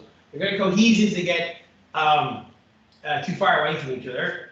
They also separation cohesion. They will align with their neighbors, and also they They wander as well, and also avoid obstacles. All right. So we can go into first-person camera mode to see how this behavior works. So this is quite an advanced simulation I built in Godot to simulate this. I think there's 200 boys in this scene. And these boys are implementing an algorithm. Again, if you're new game AI, this algorithm is called cell space partitioning, and it's one of the most interesting applications of computer science you'll ever find. Is that an octree? It's not an octree, it's called cell space partitioning. What happens is every boy needs to know its distance to all the other boys. So you add one extra boy, what happens? You square the number of calculations that need to be made. So this is an ON squared algorithm from a computer science perspective. Are you familiar with that? Put up your hands if you've ever heard of ON squared. So it's ON squared, right? You can reduce the complexity of this algorithm to ON by using a thing called cell space partitioning. And what happens is, there's one pass through the entire scene and every void is assigned a cell. All right, it's very simple. You just take the void's position divided by the cell size and that gives you the cell number. All right, and then what you do is when you want to find the neighbors, you just look for the current cell and the adjacent cells. You don't have to compare your distance to every other point. And that algorithm, by the way, is so interesting because it involves so many interesting data structures. You have a multi-map data structure, right? A dictionary data structure where you can have multiple keys with multiple values. And that's an O log n data structure in computer science. So that means it's something you can use in real time every frame, right? No matter how many boys you have, it should not get too fast. So I implemented this algorithm just to prove that it would work. And then I did this visualization. I think I have anti-aliasing turned off in this, by the way. You can see this is a bit jaggy looking. But I implemented this visualization on it, right? So it draws the cubes and you can press C to go into first-person camera mode. You can pause it, press C to go into first-person camera mode, and you can jump in and kind of like be with the void, you know, and see what's going on in the algorithm. So that is like the master void in there. The ones with circles around them are probably in the adjacent cells, and then the ones with squares get counted as neighbors. So that's the little visualization that I drew for that one. And it's quite cool because obviously you can do really cool simulations of natural systems using this algorithm. So this is quite advanced computer science stuff I was able to teach and get into a very flow state, you know, when I was developing this using the Godot game engine. So I wanted to show you those examples. Cool. We've got 20 minutes left, right? And I'm talking a lot. And I haven't even started my PowerPoint slides. And we have 200 to go through. And we're not leaving until they're all done. I'm joking, of course, right? So this is the sales pitch, right? This is the final sales pitch. This is why has anyone ever seen the movie Glengarry Glen Ross? Yeah, what's the ABC stands for? Always be closing. Always be closing. So I'm going to close the deal for you if it's not already closed, right? I always tell my students always be coding, right? So that's how I change it. I'm going to close the deal. Number one, me. I teach everything. I teach on the Computing Academy, which is high school students, leaving cert age. Creative coding on the first year, game design, which is Python programming in using processing, absolutely amazing course, with yoga and loads of wellness stuff thrown in as well. And I teach OOP second semester. Don't tell any of my colleagues, it's not really OOP, it's actually creative coding in Java. Don't tell anybody that. I teach Game Engines 1, Game Engines 2. I've been teaching these courses for nearly 20 years. These started out being C++, DirectX 9, fixed function pipeline. Then it evolved into XNA. Then it evolved into my own game engine, which I wrote in C++ called BGE. So my Git repo supports loads of different things like the early Oculus Rift, and it has a physics engine, it has everything. So I used that to teach the course for a few years.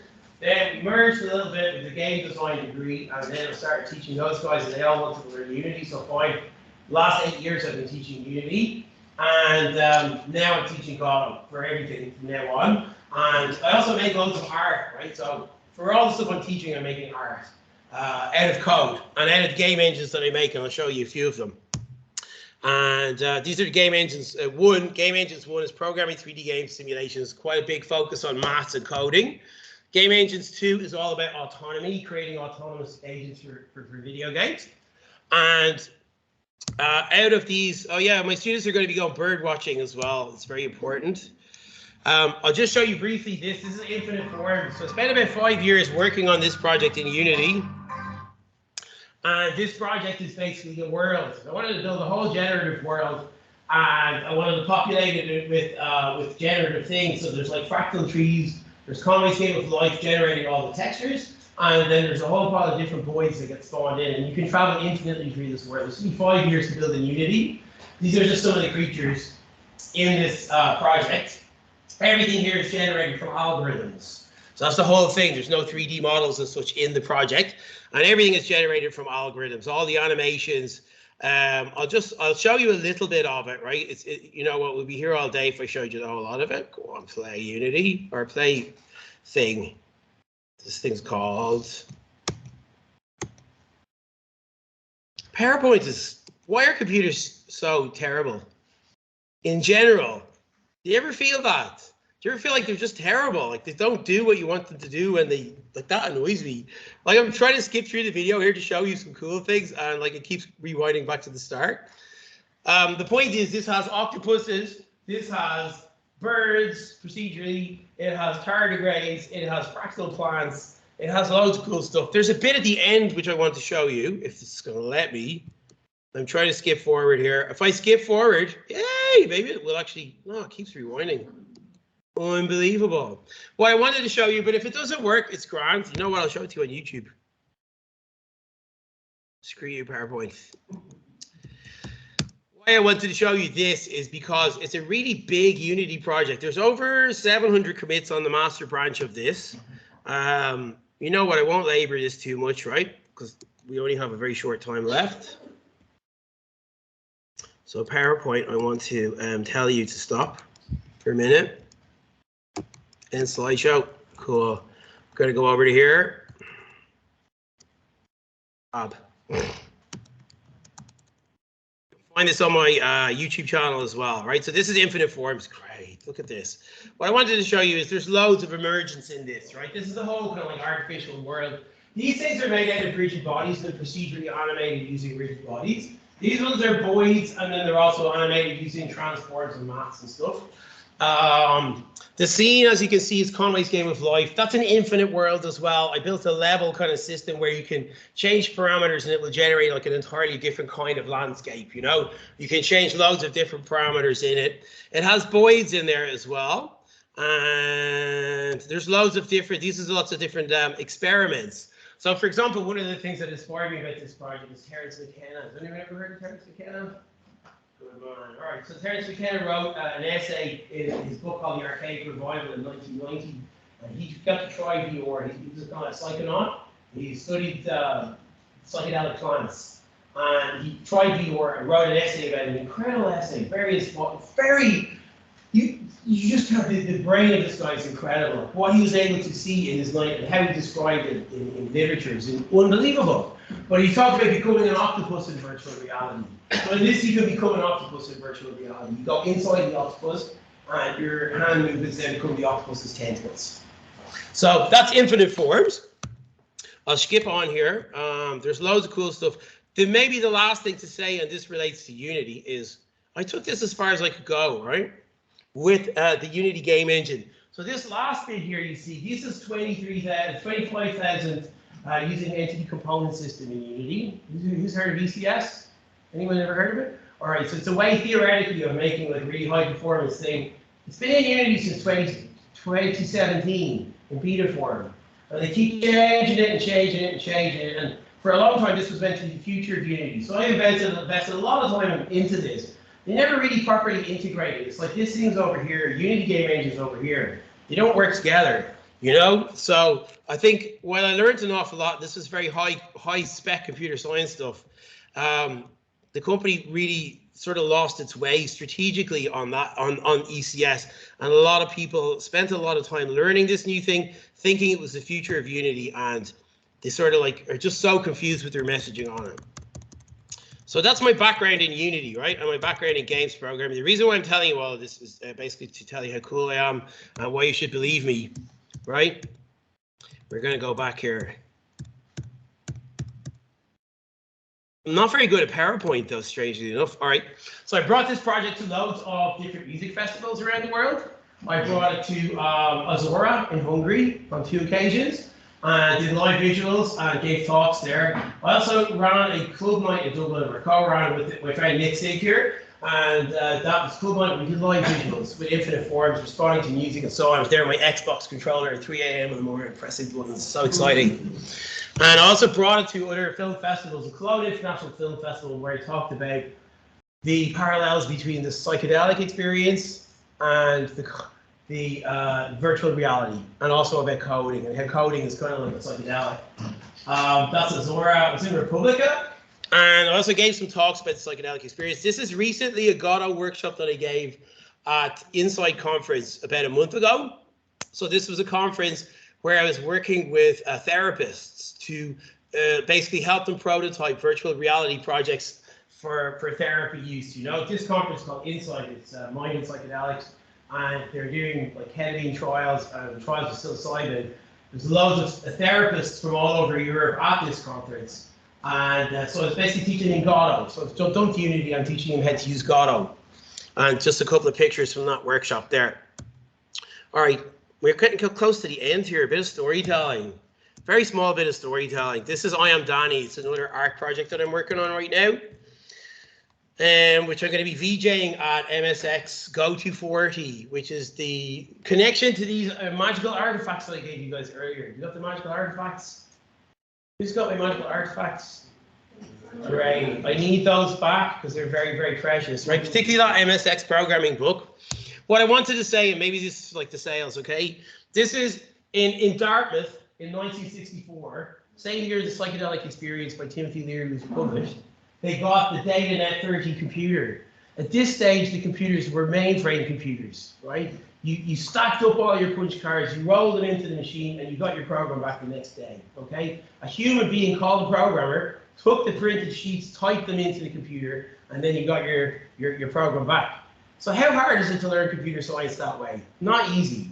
These guys got this computer, and they invented this amazing thing called BASIC, right? Programming language where you could sit at a teletype terminal and type programs in. John Kennedy in Dartmouth University, an all-male university at the time, eventually became co-ed during the 1960s. And they invented this thing, all developed by undergraduates. Undergraduate students so motivated by computer science that they worked in their labs for 50 hours a week on top of their teaching to put this incredible thing together. And here's the amazing story about this that not a lot of people know. By the end of the 1960s, 5 million people knew how to program in BASIC. Isn't that incredible? 5 million people. They installed these teletype terminals around the campus. The psychologists were using it, the sociologists were using it. The undergraduate students were gathering together in the evening times in the lab. And guess what they were doing? Have a guess? Making games. Right? Because it was easy, because it was accessible. And the number one thing that these people developed, which you need to remember very importantly, is you type the program into these teletypes, you press the run button, the program runs instantly, right? Even in the 1960s. And without any effort, this thing spread to 5 million people across America. This is before personal computers, before Bill Gates and everything, right? So we need to learn from this is the people, how important it is that you click the button and the thing happens. If you're trying to teach something, that has to be the way, right? These are the things. This is the Dartmouth time sharing system running a program. All right, this is not actually it to give, but you type it in, and the program runs straight away. You click run and it runs. It's 1960s technology, right? How have we lost this? You know, why are we using mainframes to make video games right now? Unity is a mainframe. It's the old way. You type your program in. You wait at least. For me to build a thing to this is 11 minutes, right? That's what it takes to build to my Quest headset. It's a simple project. That just is people are not going to learn that way. They need instant, okay? So this is my MSX computer. Just recently arrived on Tuesday. This is it. This is the user manual, the most important book I ever read in my life. At 12 years old, I knew more computer science than I would say most of my lecturers when I subsequently went to college. Not that I didn't learn anything, but the thing that you kind of like get from that is flow state is very important for creative people. Creative people, you just let them, give them the tool, they play, and that's it. This is how I feel when I use Unity, right? Boredom, waiting around for stuff to happen, apathy, worry. You know, if I go into a class, I want to demonstrate something in front of the students, is it even going to work? Many times it doesn't, it hangs, it crashes, and so on. Anxiety. And this is, I genuinely, when I explain this to you, I feel joy when I use Godot. I feel joy because I am powerful. I am a powerful person in creating whatever it is I want to create. So, I'm relaxed. I do this for fun. I can sit at my computer at evening times just coding for joy, for pleasure. Thousands of people, millions of people are doing this all around the world, making games for fun. Nobody ever plays them. You just like using tools. You gotta like using the tool. It's not about the game at the end of it. It's about the pleasure that you have in making the thing. You know, this is reality we're living in here. You know, it doesn't matter if you make the thing at the end. You have fun making it. That's the most important thing. So I feel arousal because I'm stimulated to make new things all the time. Right? I'm in my flow state, which means that emails turned off. I'm in there like as if I'm programming in MSX Basic as a 12-year-old boy, and I'm playing. Right? My use case in the lab, this is my use case. This is again Unity, right? These are screenshots I actually took. If you're still using it, stop and switch. This is painful. You know, you shouldn't inflict this on students or on yourself. It's a form of mental and psychological torture to use Unity. It is, right? And so that's it. Unity's gone. Don't forget as well, people have these big computers to play the games. People make them on these things, right? You can't say to a student, we have this laptop policy now in the game design degree, students own laptops. Okay, install, okay, you don't have Unreal installed. Okay, install it now. 30 gigabytes minimum download for Unreal. It's great. You can do amazing things with it, but I'm not interested. It's not my thing. So the answer anyway is this thing. This is their slogan. The game engine is waiting for its 100 megabyte download. It does 90%, 95%, 99%, I would say, of what the other game engines do. It does 100% what we want to do, which is make prototypes and teach. That's Tank Game. Main features, 2D, 3D, OpenXR. It's got a great UI system. It deploys to mobile. You got GD script. You can live update your code, game changer, code editing and debugging. I'm going to skip through this really fun because I have loads of demos to show you, but I will just, because we're kind of coming to the end. I have loads of student projects in a YouTube video here, which I will share to you afterwards. I want to share you this because this is, again, the game changer for me. This really sold it for me. Very first time I did this, I think I laughed out loud when this happened for the first time. This is wireless VR development. You know, I could set this up for you, but I don't want to take the chance. So I'll just show you the video I made last night, right?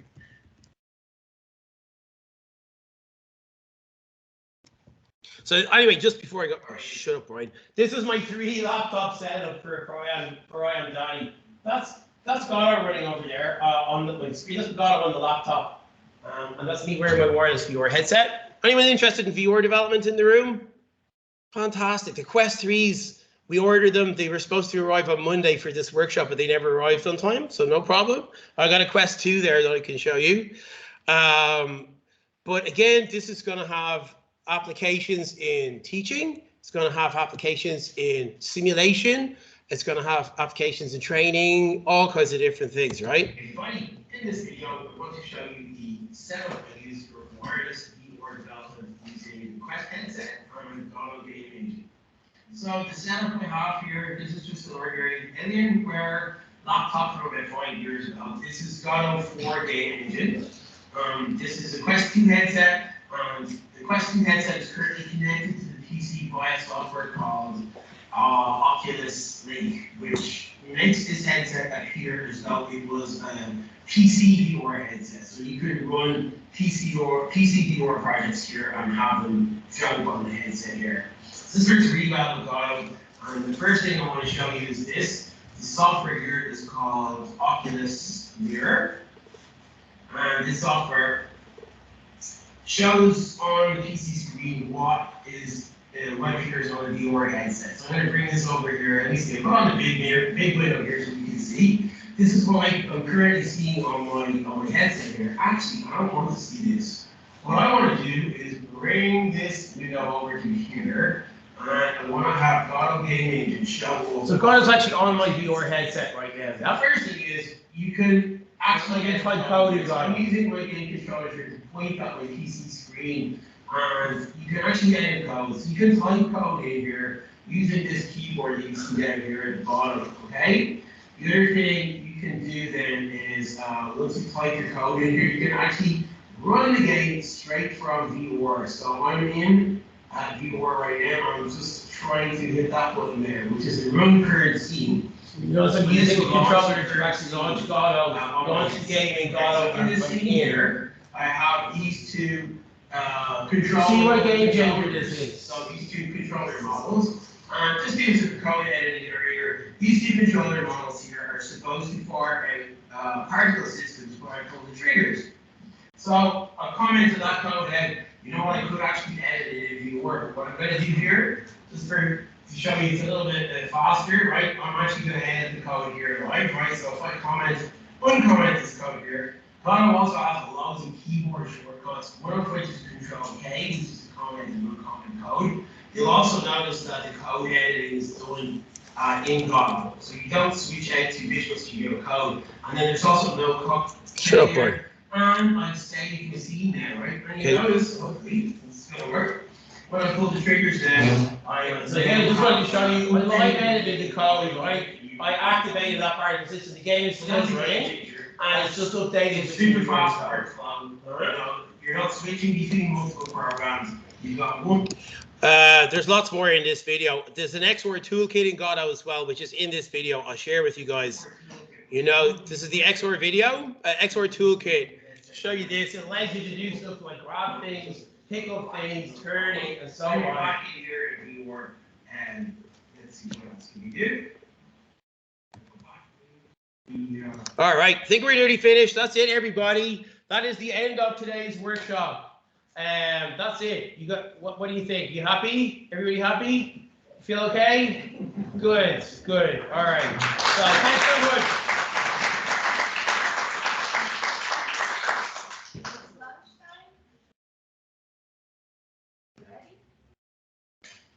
Oh yeah, here I'll just put my contact details up here as well. You can take a screenshot if you want to get my contact details.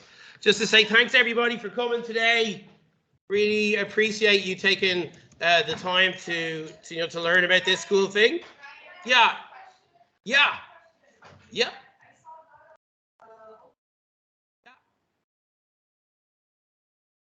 Unbelievable. The Godot open source community is absolutely unbelievable. And the thing I want my students to do is to start doing pull requests on the Godot source code. If you're interested in connecting with that community, GodotCon just took place, right? And all the developers of Godot, all the contributors were there at GodotCon giving talks. All the talks are on the Godot YouTube channel. You can watch them. They're really amazing.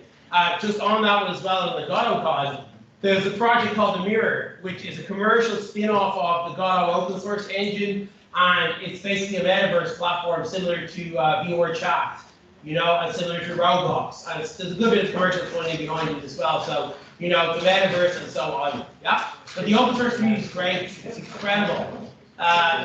There's thousands of contributors, to the engine.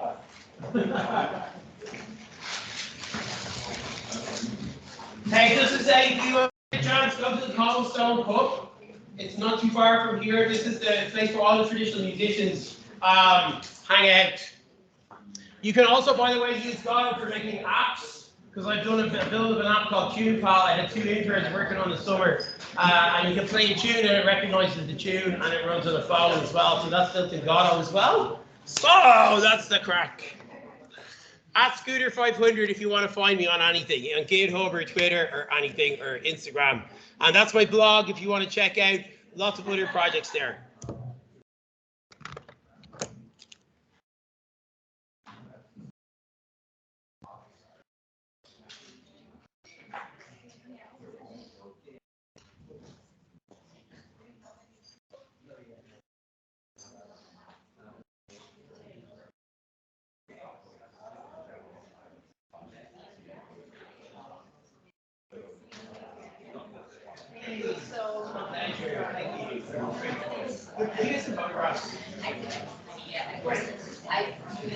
No problem. I just want to make some boxes, that's all.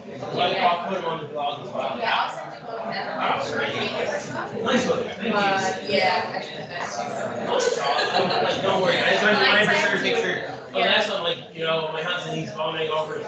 Oh no, you look great. If you ever find me in that situation, just check with me beforehand. Yeah. Other than that, I'm fine. Yeah, I think we're gonna use the Yeah. to go. Are you gonna set up next? Yeah. Yeah, for his presentation. Small virtual reality game. Oh, fabulous.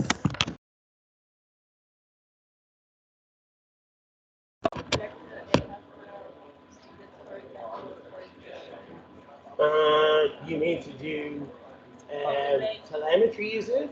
On like you click